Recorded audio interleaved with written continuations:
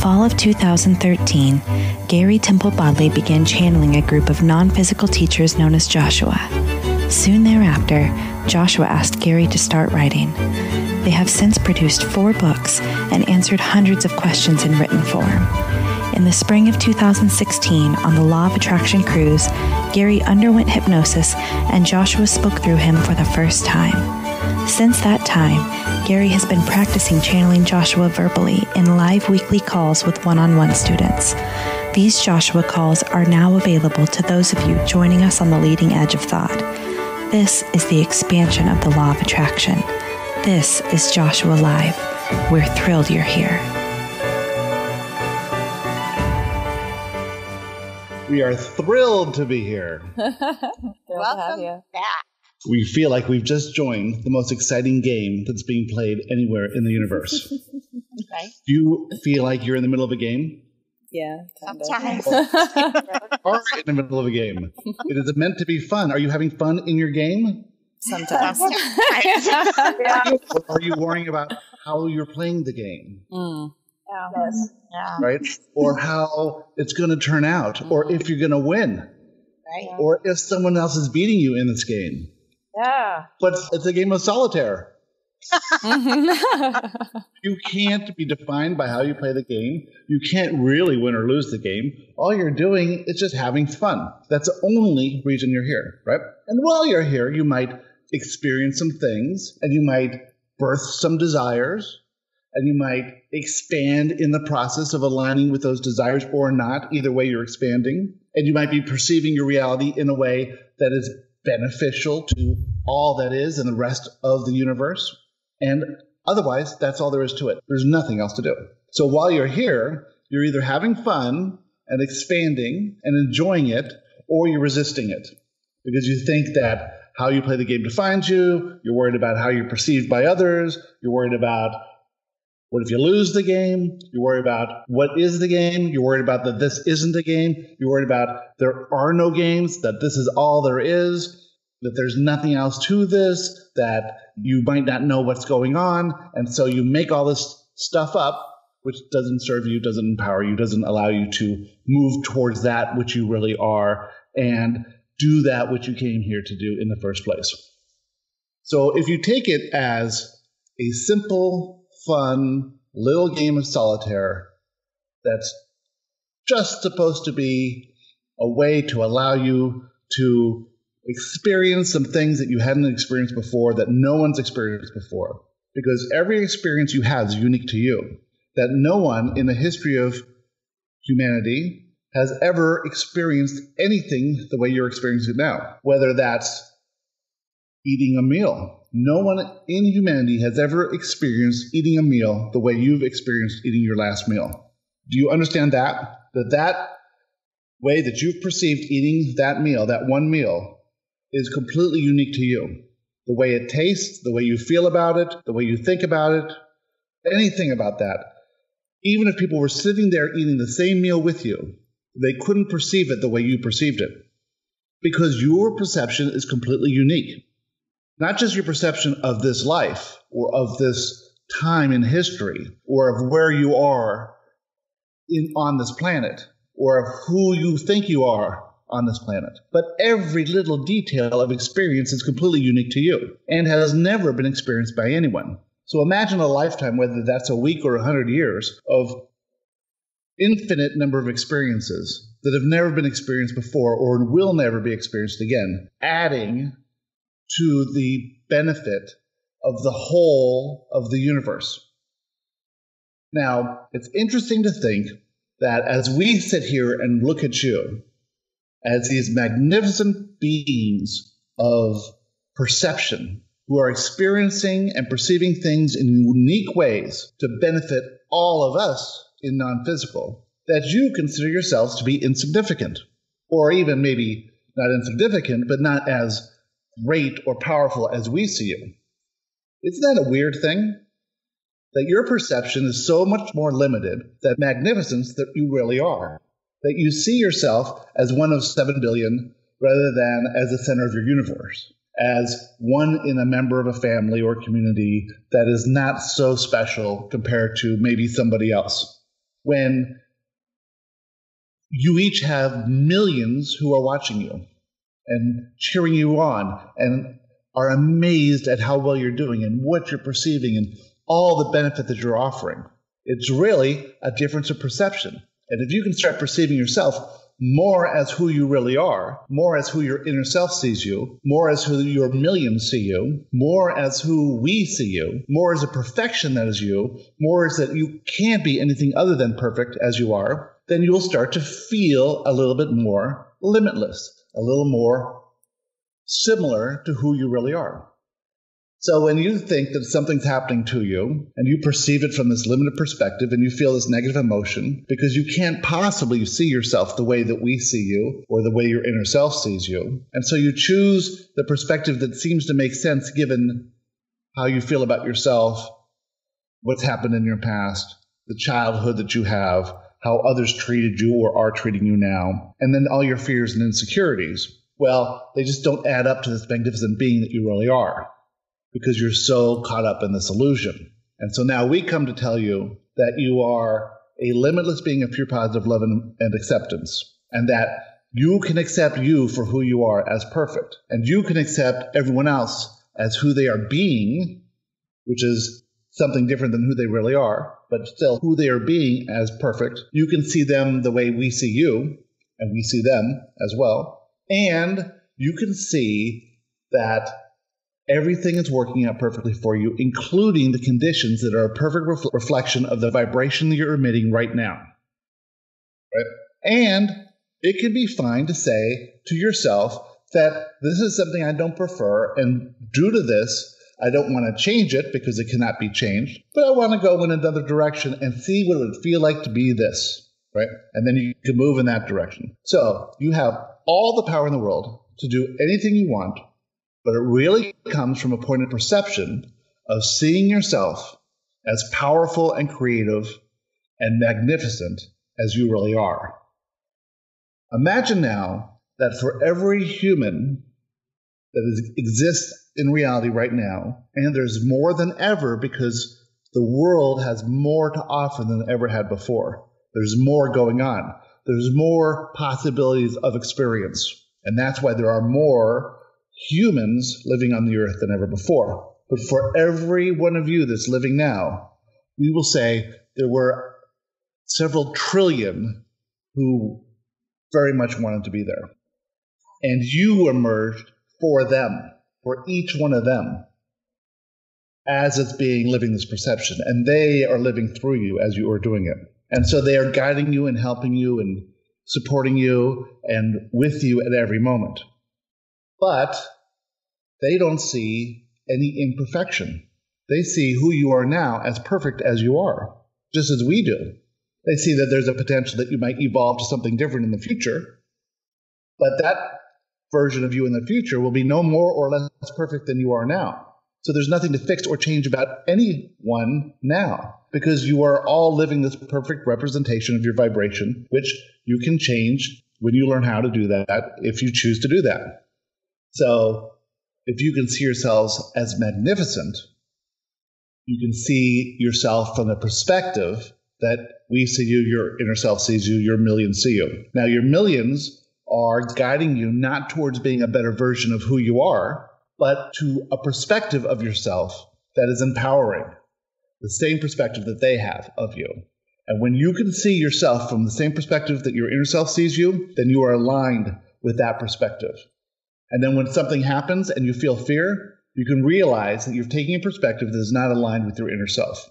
That's all the guidance you need. You need never do anything else other than that. You can work on the fear if you like, but if you realize that just the fear is causing you to think about things in a way that is limiting, that is not seeing you as that magnificent, perfect being that you are, then you can say, well, what is that fear here? Why am I having this fear? Is this fear rational? Of course it's not rational. Let's prove it false, and let's get on diminishing the intensity of this limiting belief so that I can turn to seeing myself as magnificent and perfect. How many of you believe you are perfect as you are right now?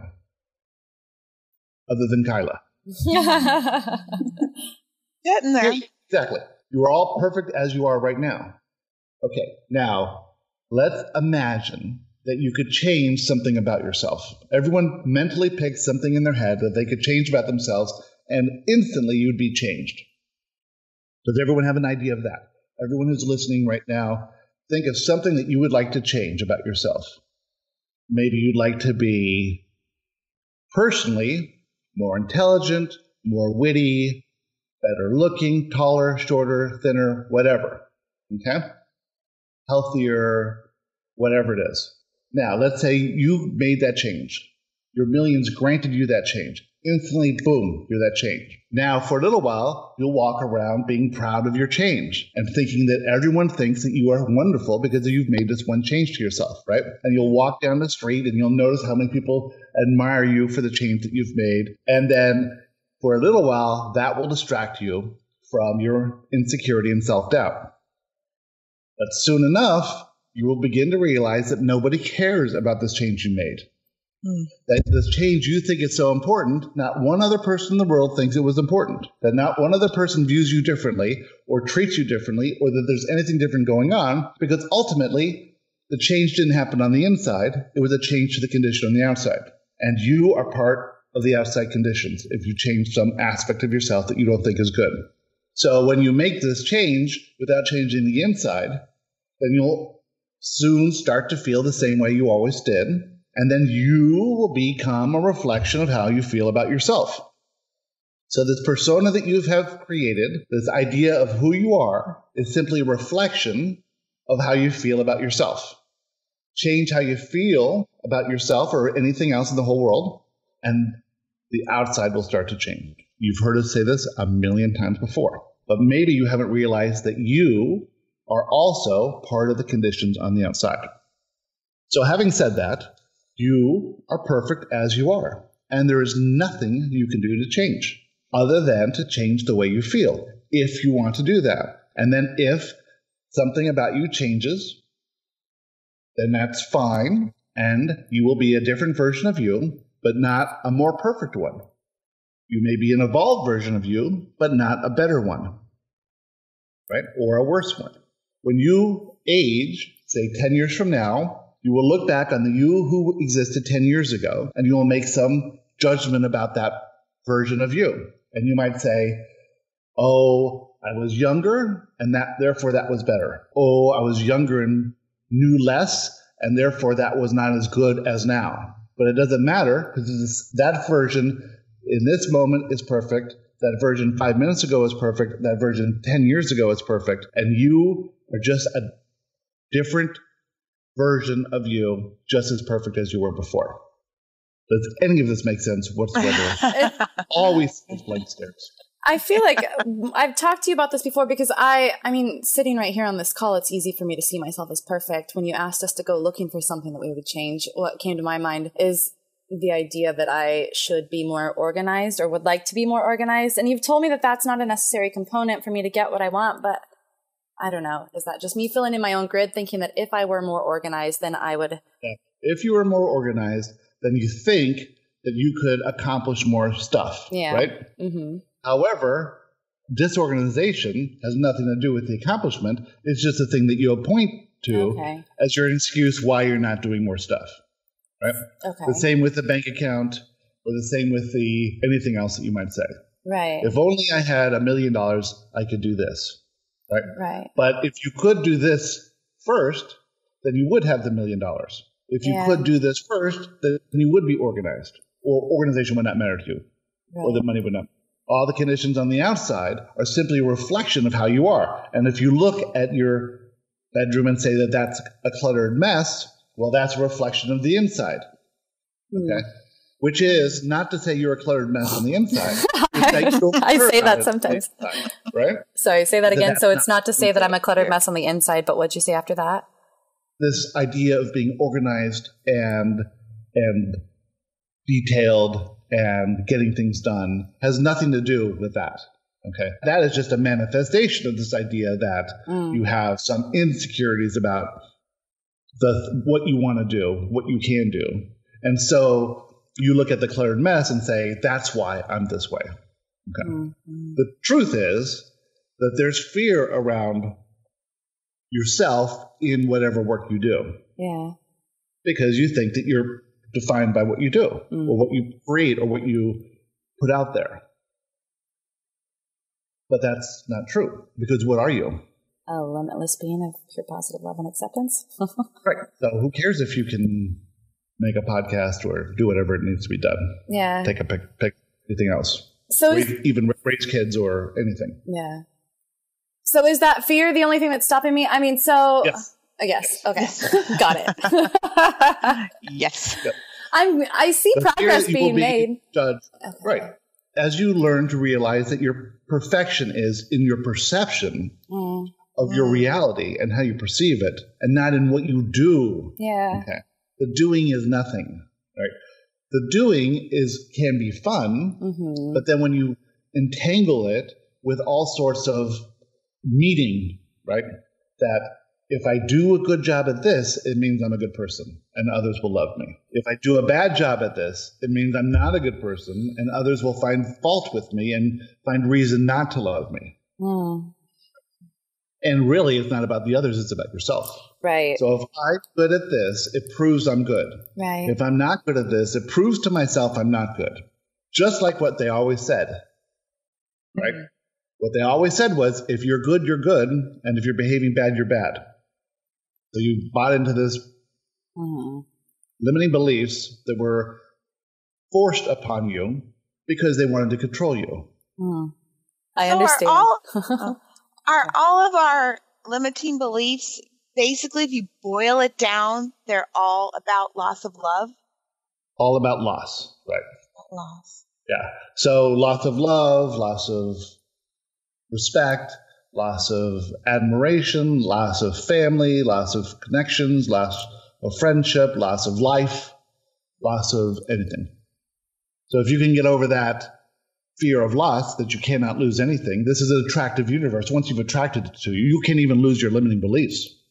All you can do is diminish their intensity so that you can move through them.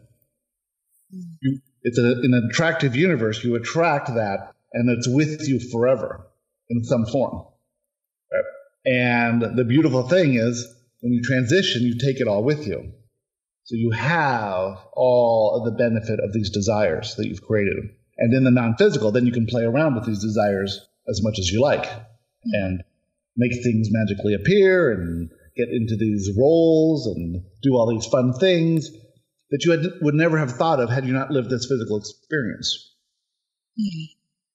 Gary and Lily and friends went to a restaurant yesterday, and they had poutine, which is duck fat French fries with gravy and cheese curds. What a delicious, wonderful thing that is. Yeah, right? I bet it is. But that never occurred to him to ever eat that before, and here he is getting to play around and eat something like that. Well, while you're in non-physical, you're watching this physical reality going on. You live a physical experience. You create these desires that you would never have thought of before. Because in non-physical, there's no lack, there's no fear, there's no possibility of loss. There's none of these things, right? So you can't really create these desires from the non-physical. You create them from the physical and bring them forth into the non-physical. So no matter what you desire here, if you don't make it manifest in physical reality, you'll make it manifest in the non-physical. But wouldn't it be fun to make it manifest here? Yes. Wouldn't that be awesome? Yeah. Yeah. And the only reason you're not doing it here is through some irrational fear. But you can actually, literally, be, do, and have anything you want if you can just figure out a way to push past the fear. I've got lots of fears around my work at the moment, and even when I've been really successful and the results have come back as really successful. When someone then turns around to me and says it could just be a coincidence when I've cured something that they've had for 40 years, I'm finding it hard to stay. I know it's their journey and I shouldn't be sort of forcing them to open up to the fact that yes, it has worked, but it still really impacts my confidence. Right. So you haven't actually done anything. You've only opened up a belief system in them, which allowed them to do whatever it is that they do, whether they heal themselves or whether they remain resistant. We aren't creating in your reality. All we do is come forth to open up your belief system a little bit so that you can see from another perspective, that you can suspend these fears and limiting beliefs, and that you can allow in whatever it is you want. So these people coming to you wanting, with this desire to be healed, but this belief that it can only be done a certain way, resistance, right? Yeah. Attached to certain outcomes, and they either find in you the belief that they can be cured, and that will last as long as they believe that it was caused by you, or by what work you did together, or whatever that was, or they will return to feeling the way they did. And so that's why people can overcome illnesses if the desire is strong, why they could relapse into the same illness, exact same illness, if they return to feeling the same way they did before. So what happens many times is that people will feel resistant, will resist something very strongly. What they will think is that their life is not going the way they wanted it to. They think that things in the outside world should be different than they are. They call it wrong or bad. And there is no wrong anywhere in the universe. These things they call wrong give birth to strong desire.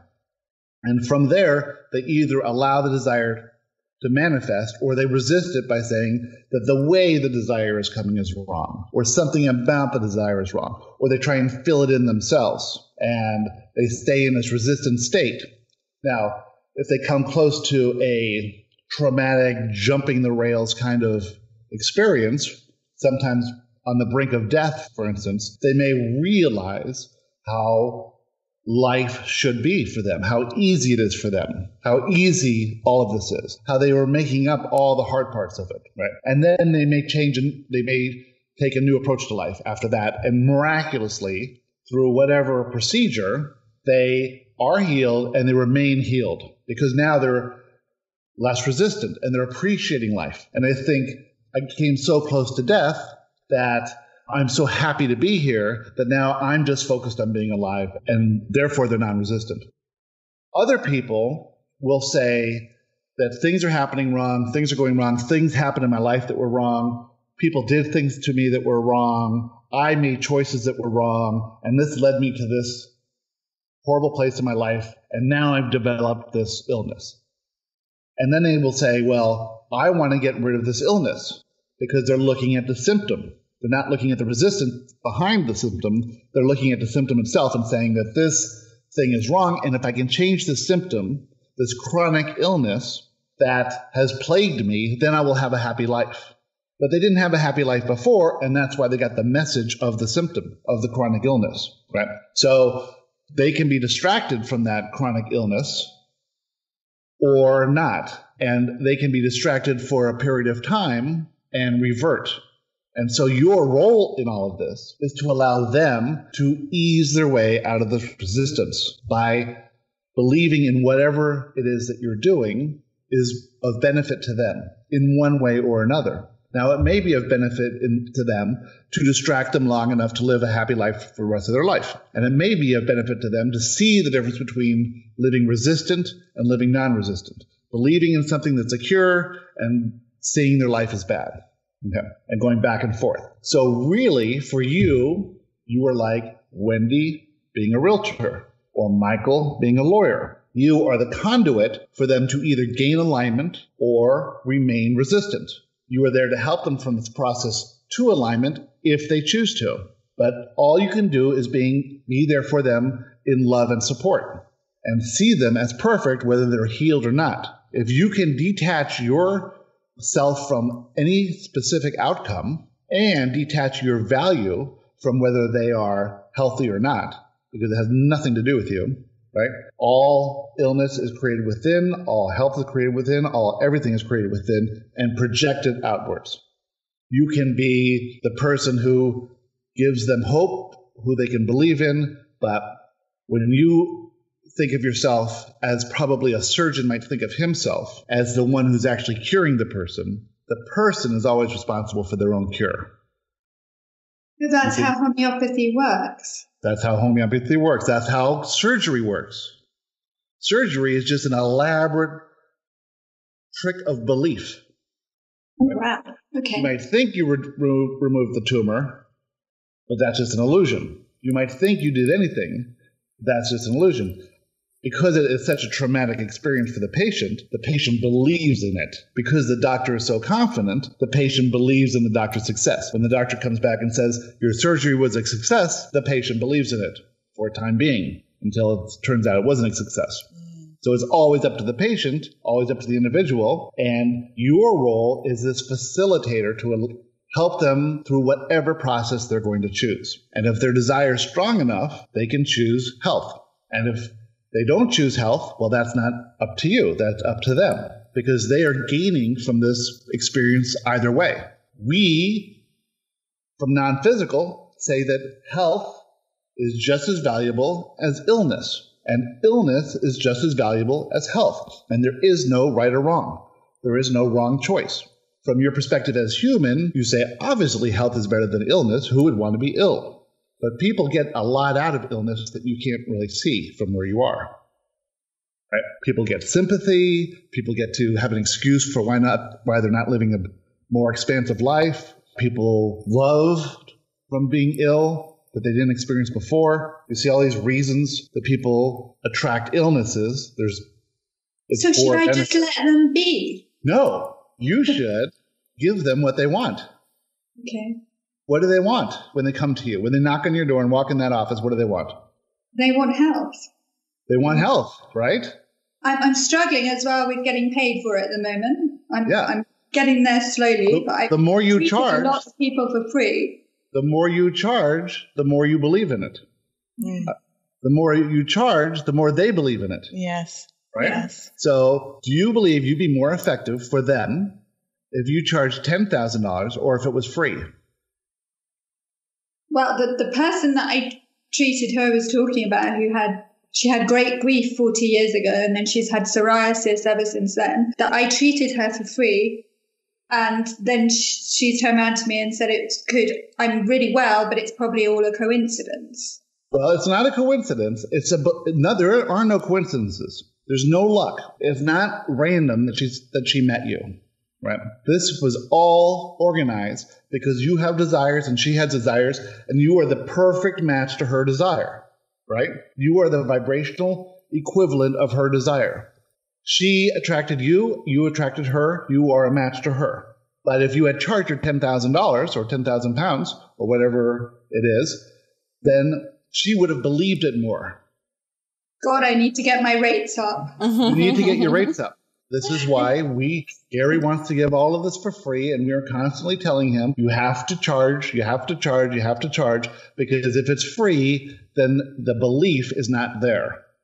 Wow. Now, and if they pay something for it, then they believe that they are entitled to receive the information because they've paid for it, right?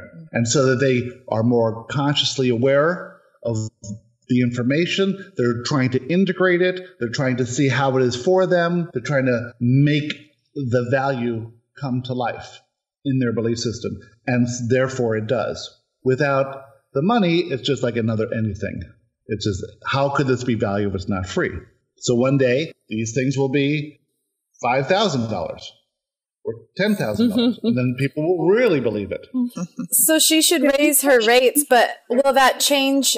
I mean, if she were to just go out and raise the rates on her website without changing her beliefs, because isn't that patient saying, oh, maybe it's a coincidence? Isn't that just a reflection of her, like her own self-doubt? Absolutely. The same way my bedroom is? Right. So the reason she raises her rates, too, is to believe that she is worth it. Okay. It's a self-fulfilling cycle that when she charges more, the patient will believe it more. The patient is more likely to accept the treatment as a real thing.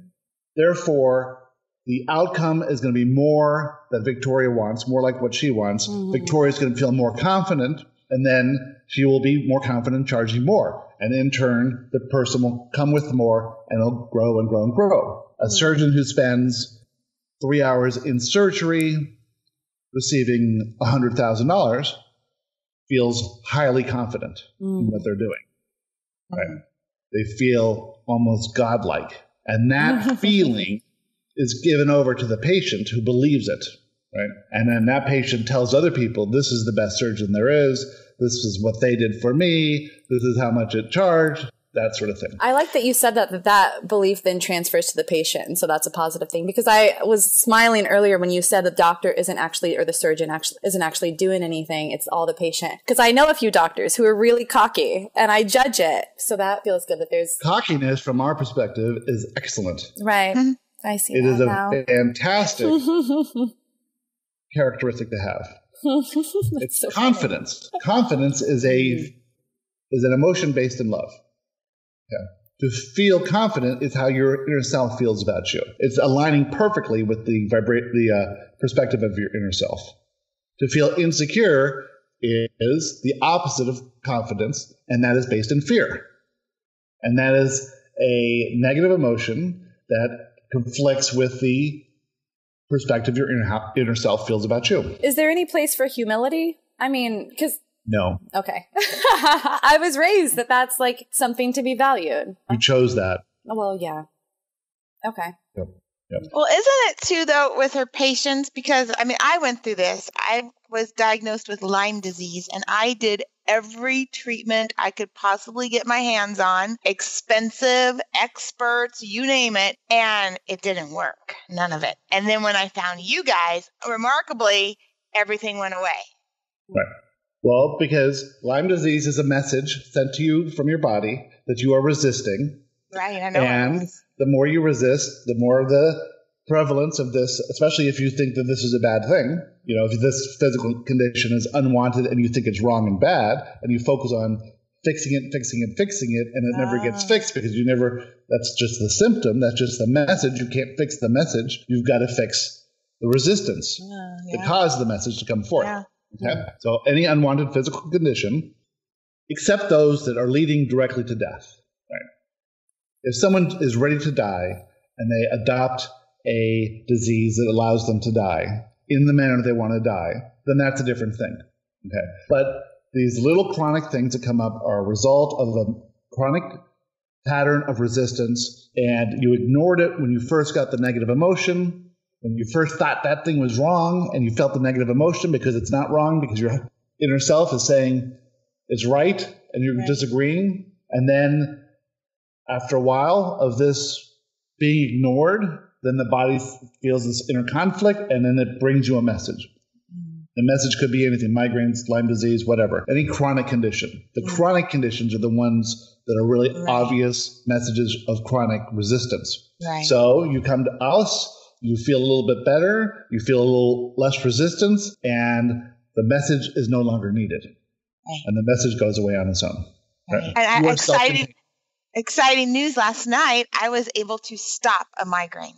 My thoughts. Congratulations. Yeah, wow. I felt it there. I was like, nope, I am a worthy person. And I just went through my whole pile of my affirmations from the meditation, and I was able to stop it with no medication, nothing.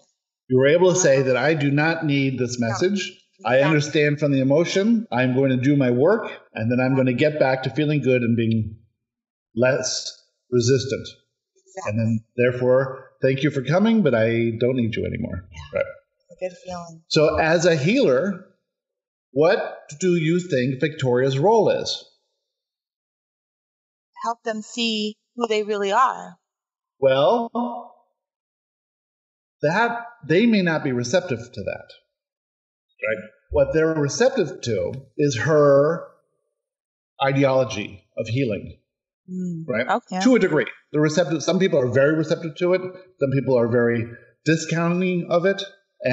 But those who actually come through the office, pay the fee, and subscribe to the recommendations and the approach and the process of it, can be led to a belief that this can be resolved. Victoria, do you let the people know that it is them who is doing the healing themselves? Yeah, I tell people that it's just fine. I give them remedies, but it's actually they just give, or this is what I thought before, that the remedies just give their body a nudge to what needs to be fixed, and it's your body that actually fixes it. Right. So is her role... With the remedies at the moment, it seems that they're clearing mental things, mental emotional problems, and then the physical things. Right. Right. That's how exactly it works. So her role would be confidence.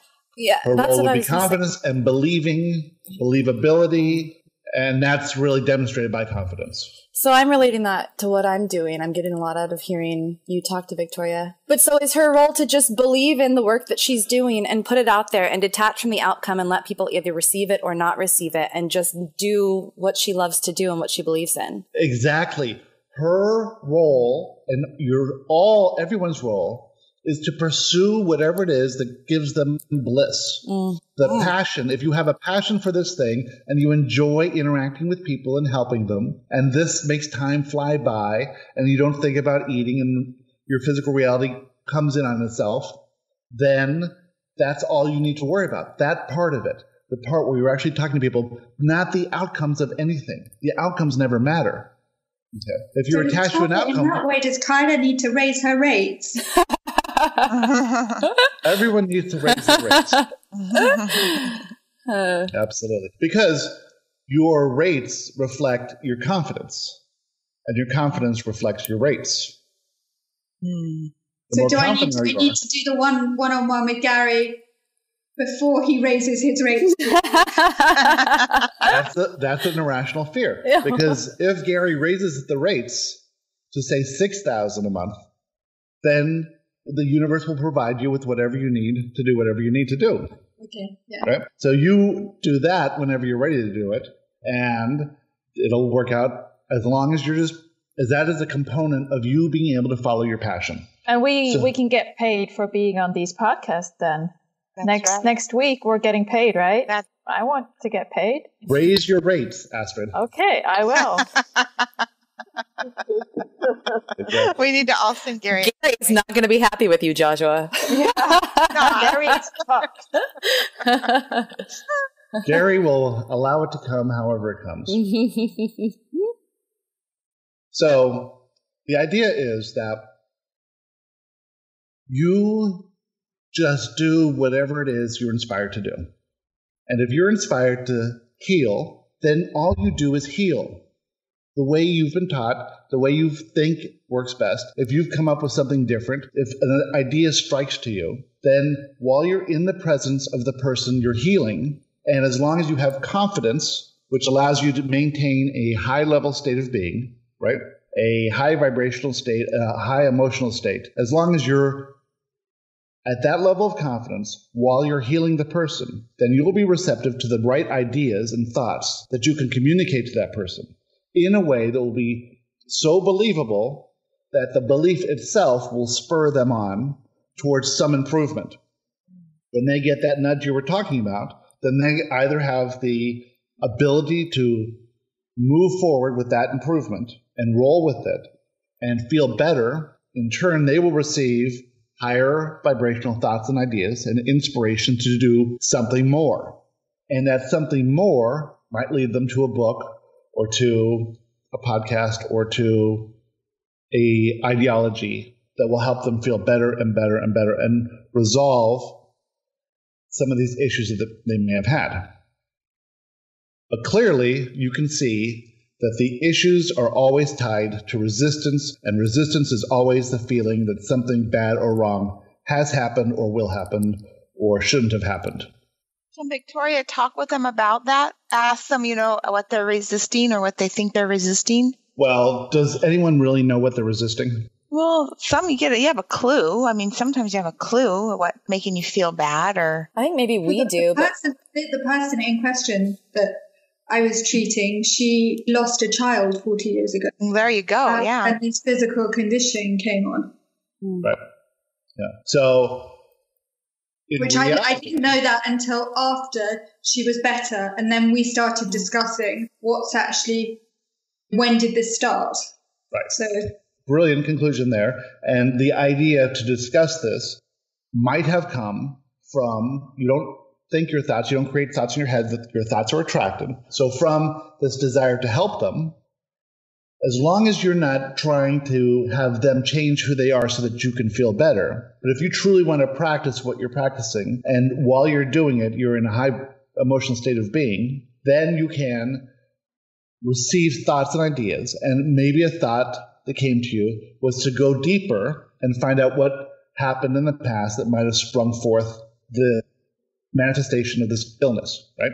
And so she was then inspired to tell you about what actually happened. And then in this case, while it's certainly a traumatic thing that you can see from your perspective is wrong or bad to lose a child, you can see now that her development of this ailment came from resistance to what happened. And if that resistance can be eased in any way, then the physical condition can be easily. If it can't be eased, then there's nothing really you can do for very long, because she's still going to be thinking about it and thinking about it and thinking it was wrong, right? And even if she understood what we understand here, that there is no death, that this was an experience for her that she chose, that her child chose, that whether the child lives for a month or 100 years, it's still a valid experience of life that is meaningful, and that it was all intended, right? And that when she transitions to non-physical, she will be reunited with that child and that being, and that she can communicate with that child now, even better than she could when the child was alive, because the access is mental through thoughts, and everyone has that ability if they practice it. So can that lessen the impact of this emotional scar that happened 40 years ago? It can, depending on someone's belief system. People have come to us with similar issues and have been able to come to not complete non-resistance, but a much higher level of being more okay with it than they were before, of the grief being resolved, of coming to an understanding where that you could take a perspective, where the person could take a perspective of the non-physical, looking down on how this all works. But from a perspective of a human who doesn't really understand how physical reality works and why we're here and why the whole system has been set up in the first place, might think that this was something that was taken away from them, a great loss. And that loss, therefore, manifests itself into all kinds of physical issues that no one can resolve except for them, obviously. So some people will come to you with trauma that can't be healed, or they're not ready for it to be healed. And some people will come to you with minor things that can be healed, right? Minor perspective changes that you can help them with. And if you can remain in a higher emotional state of being, you will be given the thoughts of what to say, what to prescribe, and even what to suggest that they do. For instance, if you can suggest to people to meditate once a day and to learn to control those thoughts and to change their perspective, that will go more to help them than anything else. That one little change in their life. And if you can be a proponent to say that this is what you can say, that I will give you this remedy and I will ask you to do this, but one thing will supercharge this more than anything else, and that is a few minutes meditation every day. And at first it will be uncomfortable and it might take a little time to get used to, but once you get used to learning how to control your thoughts, you will not want to miss a day. You will enjoy it so much. And the results you receive from the healing that I do will be intensified greatly. And when they can do that, then they can engage the real well-being that's their birthright, the real energy of the universe. Wow. That's exciting. Yeah. I love meditation. I use it as a device sometimes too. If my thoughts are spiraling out of control, if I'm able to, I'll stop what I'm doing and go listen to a meditation and get myself back on track. Excellent. Well, that's why we require it as part of the one-on-one. Because the result of the one-on-one is that you ask a lot of questions, you really understand the theory of what we're talking about, and then as you meditate, you are able to control the thoughts. And so you can learn to stop thought, even if it's for a few moments. You'll have a flood of thoughts. You will say, I want to return back to the meditation. I want to reduce the amount of thoughts that are coming to me.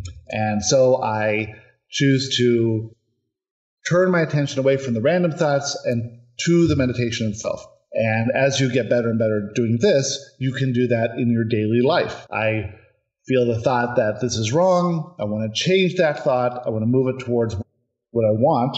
I want to focus in the other direction of what I want rather than what I'm complaining about. And meditation allows you to do this so much easier. Do you meditate now? Me? Victoria? Yep. Yes, I do. Excellent. Good. And I listen to all the Joshua meditations. Sometimes last night I couldn't sleep, so I listened to them about 3 times. Yep. Love your voice, Kyla. Thanks.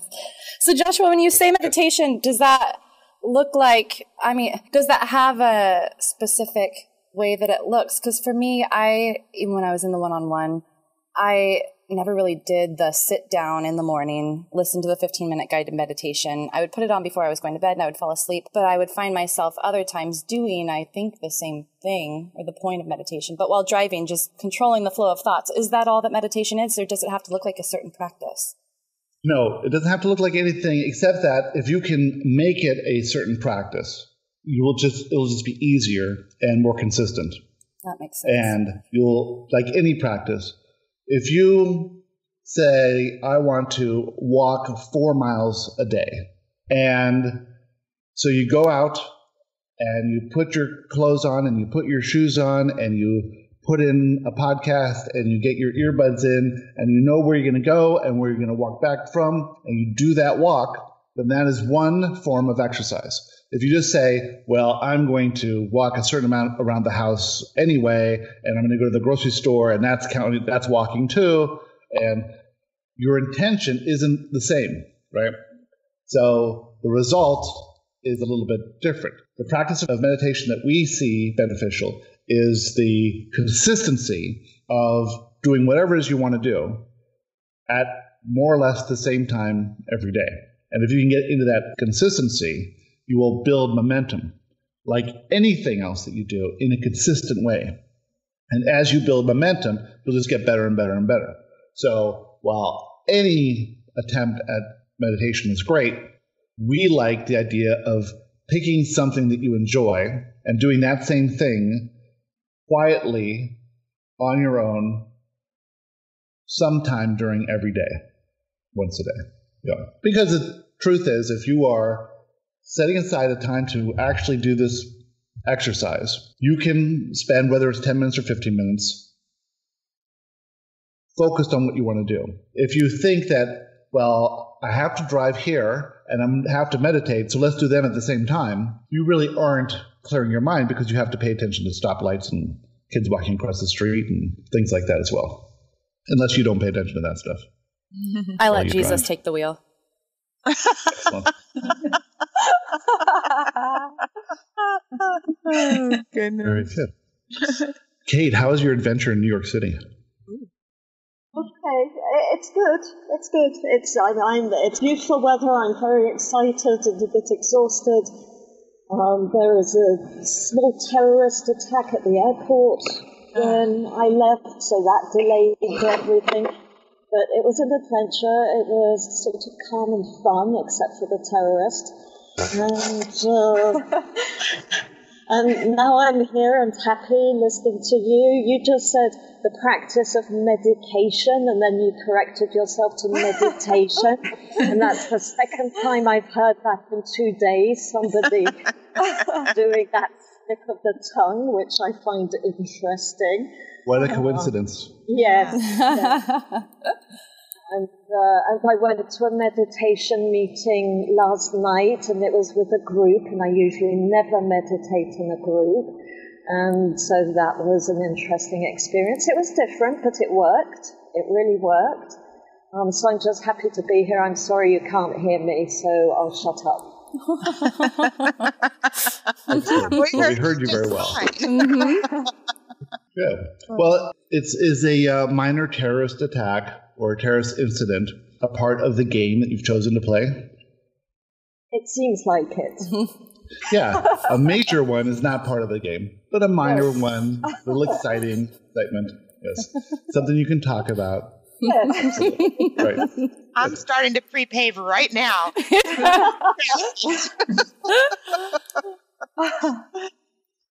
So the idea that you can prepave what you want is really the idea that you had prior to coming into physical reality.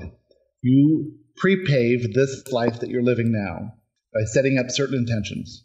So those intentions were to have fun, to be easy, to enjoy life, to be happy, to have freedom, to have all the abundance that you know that is your birthright, and to explore one or more things in more detail. So you chose the time and place of your birth and your parents and the conditions of your youth. So that would launch you on a trajectory towards where you are at this one moment. Whether you are 18 years old listening to us now, or 90 years old, you have come to the perfect moment in time. Because if you have risen to the vibrational level of these words, then you are ready to go on to do whatever it is you want to do. You are ready for the next step, so to speak. And the next step is to consciously create the life you prefer. Not by thinking that the life you have now is wrong or has been wrong, or that there's anything that needs to be changed in you or any of the conditions around you. But the life you've created is perfect as you intended to come to this point. And from this point, you can realize that everything is perfect and that you can choose what you want to experience next. It's not a choice of choosing what to fix or choosing an aspiration to achieve. It's just choosing the feeling that you think would be fun to feel now. I felt this and this and this before in my experience. What do I choose to feel now? What do I choose to feel next? What more do I want? By focusing on all the good things that have happened in your life and are in your life right now, and saying that all these things are right, and by looking at even the good things in the bad things, right? If you can look and focus on the positive aspects of the things you don't like, you can create a life with more of the positive aspects of everything. If there's an annoying person in your life, yet that annoying person, you can find one or two aspects that you like and focus on those things, that you just bring more of those things in rather than more of the annoying things in. That is consciously creating the life that you prefer, right? To ever focus on anything unwanted in a negative way, such as the peril of a terrorist attack rather than the fun and excitement of a terrorist attack, right, is to bring in the negative of that. And you may say, you cannot look at a terrorist attack in a positive way. It can only be looked at in a negative way. And we just showed you how you can look at a terrorist attack in a positive way, where there was no harm, there was no foul, but you got an interesting story and you had a bit of excitement. And that's all you needed. So by seeing the positive in something so hideous, you can see the positive in anything you consider wrong. And take with only that which you want. And by focusing on that, then you're leaving all the other stuff behind, right? Now, certain things happen in your childhood, and you chose those things to happen. And you knew that they would happen. And you knew that you would be adopting these limiting beliefs based on what others thought was wrong. And that's fine. But you no longer need to do that anymore. You can give all of that up. You can be whoever you want to be now. And you don't have to worry about people accepting you as you try and put up this persona. You don't have to worry about being somebody who can heal everyone. And you don't have to worry about being someone who heals no one. Right? You can just do whatever you're inspired to do and let the chips fall where they may, but it has nothing to do with you. You are a pure positive being who is limitless and eternal, and all you're here to do is have fun and focus on the things that you want to do. Now, if you require that only people who are healed make you feel good, well, then you're putting burden on some outcome that you have less control over than you think. But if you can say, I love the process of making this podcast, and I don't care where it goes or what people think or if even anyone ever hears it, right? I just like this process. And I don't care if people think I'm bad or good. I just like doing this thing. I like helping people in real estate. I like traveling. I like assisting people with their finances. But I am not tied to the outcome of any of this stuff, right? I am tied only to the enjoyment that I get while I'm doing it. And if it's no longer enjoyable, then I'm not going to do it. but don't let it be not enjoyable just because you're not getting the outcome you think you should be getting. Do it because it's something you're interested in. If you have an interest in it, then that interest can bring you joy. That's all you need to do. And then you can follow the thread of that interest. And you might create a desire, Victoria, to learn more so that you can help more, because some people are being healed and some people aren't being healed. And then you are brought to us. And then you are aware of this in a whole nother level, other than most people who are doing what you were doing. Most people believe that it is the remedy that heals the person, and the people have a certain amount of, well, traditional medical doctor will say that they are responsible for the person's health, unless they're older. If they're older, they will have enough experience to see that some people get healed and some people don't get healed. If they're older, they'll know that a placebo works even if the person knows it's a placebo, because the act of taking the pill is the act of saying, I want to heal, right? Has nothing to do with the medication. It has to do with the belief of it and the act of going through a process where they believe they're going to heal. But now you know that there's resistance causing this, and you know how you can be in this process with them by maintaining a high emotional state of being, by causing them to maintain a high emotional state of being, and by retrieving thoughts that resonate with the benefit of you and the benefit of the patient as well. This conversation we had right here is going to take what you do to a whole nother level. And when you can start charging for it, you will be way more believable. And people will have way more faith in you. And they will start talking about you to other people. I can't believe it was $200, but it was really effective. I can't believe it was $500, but it was really unbelievable what happened. I can't believe I have to go every day for 6 weeks at $300 a day, but the results are amazing. I don't think I would have ever got to the point now with even doing it without you guys, because I've been reading you for so long that it's made a huge difference. Well, while we have been in existence for a while, we have only been physical for a very short time. And so you are at the beginning of all of this. So all of you are magnificent beings just by the sheer fact that somehow, some way, your vibrations raised to the level that can be in the vicinity of what we're talking about, and that you can understand it. You are truly leading edge of the leading edge of the leading edge. And while this information is beneficial to everyone, there are only a handful of people that are ready for it right now. So to be here now, 2017, March, at the very beginning, is truly astounding, and that is proof of your magnificence from our perspective. Excellent. Does anyone have anything else? Anybody? Crickets. Lean forward, Kate. We can't hear you. I think she might be muted. Yeah, I was wondering about Astrid, too. Astrid, yeah. I saw your Facebook post this morning, Astrid. Come on. Everyone loves to hear from Astrid. We love you. Yeah, I don't think I have anything more to say today. Excellent. Well, with that, we want to tell you of our appreciation for all of you, for all of those who are listening, for all of the vibrational work that you are doing, for everything that you are doing to help all those who will come later, for all the questions and answers and these conversations that other people will benefit from all over the world, and with our intention that you feel the joy that we feel just by being in your presence. With that, we are complete. Thank you. Yeah. Thank you so much.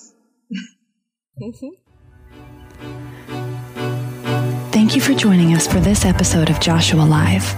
If you have a question you would like Joshua to answer on the show, send us a message on Facebook at www.facebook.com/teachingsofjoshua. As always, remember that you are loved more than you can imagine by more than you could ever count. We'll see you next time.